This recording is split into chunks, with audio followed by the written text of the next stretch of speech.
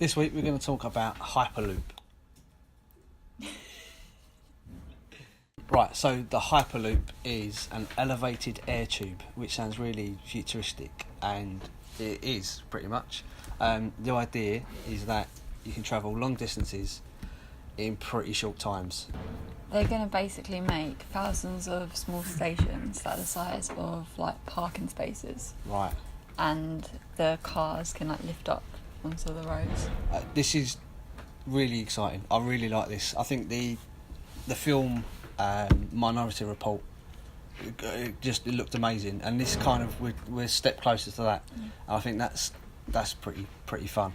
I know people have got some quite mixed reviews about this, but you know, it's got to be done. We've got to move on. I think it's probably expensive. I think it's probably the biggest thing for people to get over. But the idea is it might be really hard to build because they're going to have to like dig lots of tunnels under the ground, under like big cities if they want it to work really well. And people have also got the like problem whether it's going to be the car resurfacing to drop people off every now and then. So is it going to keep coming up and coming back down? And how is it going to know? They've got to nail that, absolutely. If there's a lot of stations, then you're almost just replicating the bus system, because you've got to stop so many times it becomes inefficient. So for me, that's something I had in my head as a kid, how you could have pods and join a big loop of things. And hopefully that's kind of where they're going. So that would be really interesting to do. One person that I think is really going to push forward with this is Elon Musk. Yeah. And I'm a big fan of Elon Musk. Is 100% just pushing every boundary he can do. And the brilliantly named Boring Company are really pushing on. The big thing I think is really, really exciting is the cost of what he's trying to do. Yeah. So, what we've got as an estimated cost of $1 billion per mile of tunnel that is drilled, which is just massive. And what they're trying to do through speeding up the machines, making the diameter of the tunnels shorter, is actually trying to reduce the cost by a factor of 10. So they're going to have the loop, which will be for shorter distances, so it can reach up to speeds of like 150 miles per hour, which would be mainly for like cities. They're doing the Hyperloop for longer travel. Yeah.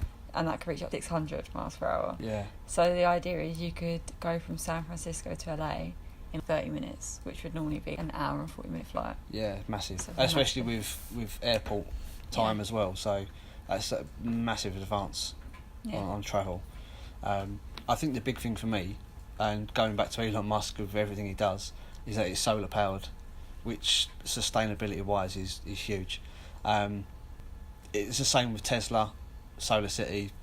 They're all connected. So the big thing with Tesla for me is the power stations, massive network of power stations, all pulling from solar power basically, and that in essence just drives everything that they're doing, and it helps with the cost, helps with sustainability.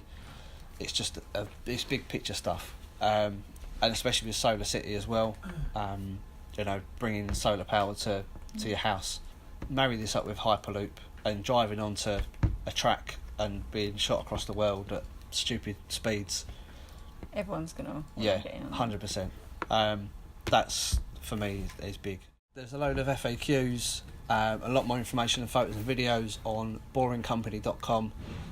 Really useful, really interesting website. There's loads of stuff on Tesla and Solar City as well. Obviously there's tons of other videos and content on the web, so have a look.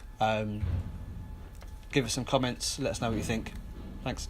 We're going to talk about Hyperloop, a really good thing.